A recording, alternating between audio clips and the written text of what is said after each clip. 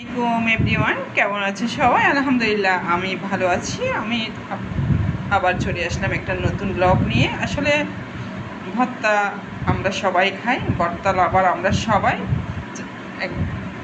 All ডিস্ট্রিক্টে লোকেরই ভর্তা পছন্দ। বাট আমার মতো কে কে ভর্তা লাভার আছেন, আমি একটু নতুন করে ভর্তা পেঁয়াজ মরিচ একসাথে ভাজা করার পর এই যে বেগুন আর টমেটো সহ ভর্তা, লেবুর রস, ভর্তার সাথে একটু লেবুর রস, সেই স্বাদ সেই মজা।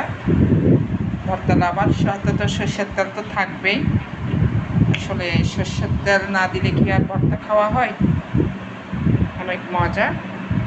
ভর্তা লাভাররা কে আমার মতো ভর্তা লাভার আছেন কমেন্টসে জানাবেন। একবার আপনারা খেয়ে দেখবেন, বানিয়ে দেখবেন আমার মতো। টমেটো আর বেগুন, আমার জিভে কিন্তু জল অটোমেটিকলি চলে আসতেছে। অনেক মজার ভর্তা নিয়ে আসলাম, আপনাদের সাথে একটু শেয়ার করলাম। আপনারা একবার হলেও ট্রাই করে দেখবেন আমার মতো করে। টমেটো আর বেগুন মিক্স ভর্তা অনেক সুস্বাদু, অনেক মজা।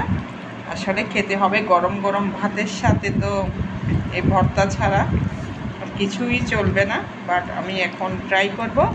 Thank you so much. সবাই ভালো থাকবেন, আমার জন্য দোয়া করবেন।